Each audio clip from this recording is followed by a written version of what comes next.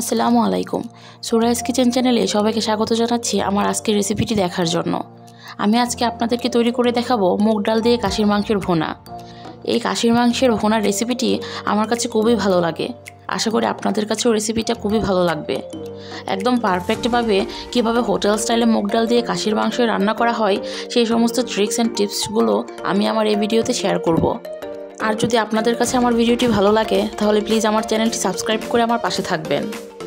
এখন আমি মুগ ডাল দিয়ে খাসির মাংস রান্না করার জন্য চুলাতে একটা কড়াই বসিয়ে তাতে পরিমাণ মতো তেল দিয়ে দিব।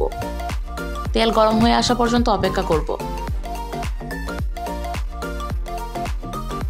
তেলটা যখন ভালোভাবে গরম হয়ে আসবে তখন 3-4 টুকরো দারুচিনি, 4-5টা এলাচ, 5টা লবঙ্গ আর 3টা তেজপাতা দিয়ে দিব।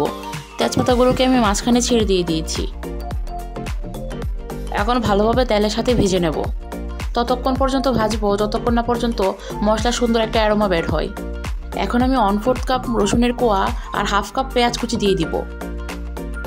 তেলের সাথে ভালোভাবে নেড়ে ছেড়ে ভেজে নেব। এ পর্যায়ে আমি স্বাদমতো লবণ দিয়ে দিব। এ পর্যায়ে লবণ দেওয়ার কারণে পেঁয়াজটা তাড়াতাড়ি সফট হয়ে আসবে। পেঁয়াজ কিছুটা নরম হয়ে গিয়েছে। এখন 2টা ছোটো সাইজের টমেটো ছোট ছোট ফালি করে কেটে দিয়ে দিব। ভালোভাবে নেড়ে চেড়ে ভেজে নেব। আমি এখানে টমেটোগুলো ফালি করে কেটে দিয়েছি, আপনারা চাইলে পেস্ট করেও দিতে পারেন। আরও কিছুক্ষণ ভেজে নেওয়ার পর এখন 3 টেবিল চামচ মতো আদা রসুনের পেস্ট দিয়ে দিব। এখানে আমি আদা রসুনটাকে একসাথে পেস্ট করে রেখে দিয়েছিলাম, আপনারা চাইলে আলাদা আলাদা করে পেস্ট করেও নিতে পারেন। এখন তেলের সাথে ভালোভাবে নেড়ে চেড়ে ভেজে নিব যেন আদা রসুনের স্ট্রং ফ্লেভারটা চলে যায়।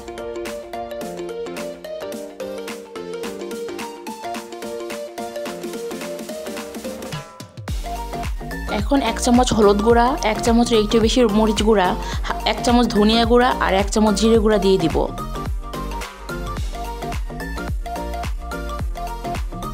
ভালোভাবে মিশিয়ে 2 মিনিটের মতো তেলে ভেজে নেব। এ পর্যায়ে চুলার আঁচটা একদম লোতে রাখতে হবে, নয়তো মশলা পড়ে যাবে।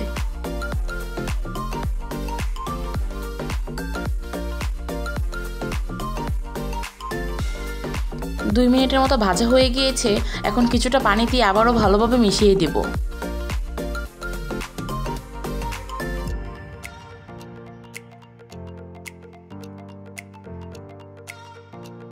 মেশানো হয়ে গিয়েছে। এখন ঢাকনা দিয়ে ঢেকে মশলাটাকে ভালোভাবে কষিয়ে নিব। মশলাটাকে 5 মিনিট কষানোর পর ঢাকনা খুলে ভালোভাবে মিশিয়ে দেব। মশলার উপরে তেল ভেসে উঠেছে, তার মানে মশলাটা ভালোভাবে কষানো হয়ে গিয়েছে। এখন 800 গ্রামের মতো খাসির মাংস দিয়ে দিব। এখানে আমি হাড় চর্বি সহ মাংসটা নিয়েছি, আপনারা আপনাদের ইচ্ছে মতো নিয়ে নেবেন। এখন ভালোভাবে মশলার সাথে মাংসটাকে মিশিয়ে দিব।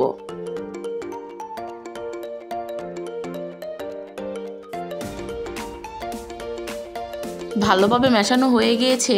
এখন ঢাকনা দিয়ে ঢেকে মাংসটাকে ভালোভাবে কষিয়ে নিব। 5 মিনিট পর ঢাকনা খুলে দেখেন মাংস থেকে পানি ওঠা শুরু করে দিয়েছে। এখন আবারও ভালোভাবে নেড়েচেড়ে মিশিয়ে দিব।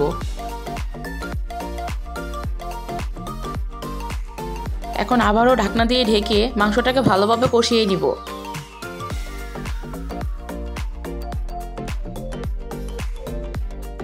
কিছুক্ষণ পর দেখেন মাংস থেকে পুরোপুরি পানি উঠে গিয়েছে। এখন আবারও ভালোভাবে নেড়েচেড়ে মিশিয়ে দিব।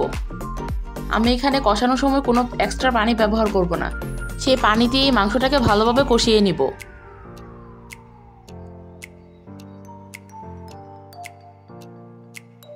মাঝে মাঝে ঢাকনা খুলে ভালোভাবে নেড়েচেড়ে মিশিয়ে দিব।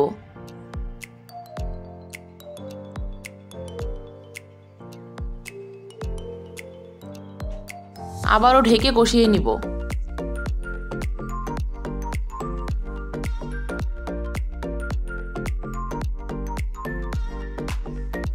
এই পর্যায়ে মাংসটা 60%-এর মতো সিদ্ধ হয়ে গিয়েছে। আমি আরও কিছুক্ষণ কষিয়ে মাংসটাকে 80% মতো সিদ্ধ করে নেব।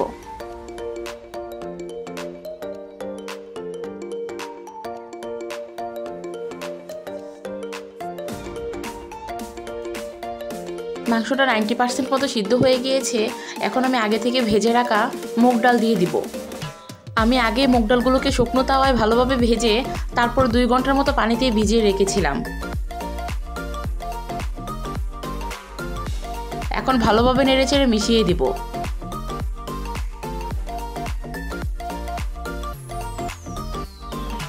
মুগ ডালগুলোকে আমি মাংসর সাথে নেড়েচেড়ে কিছুক্ষণ কষিয়ে নিব।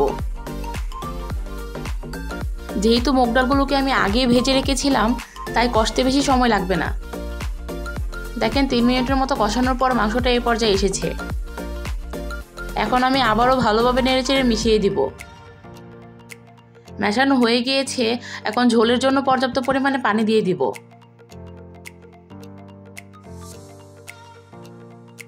এই পর্যায়ে আমি 2.5 কাপের মতো পানি ব্যবহার করেছি।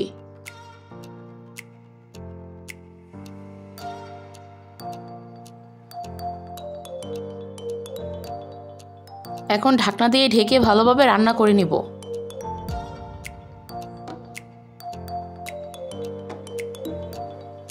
পাঁচ মিনিটের মতো রান্না করার পর দেখেন এখনও ভালোভাবে মুগ ডালগুলো ফোটেনি, মানে সিদ্ধ হয়নি।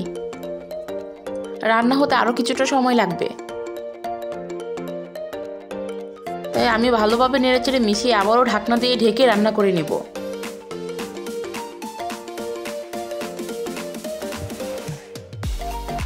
আরও 10 মিনিটের মতো রান্না করার পর দেখেন মাংস ও ডাল দুটোই পুরোপুরি সিদ্ধ হয়ে গিয়েছে।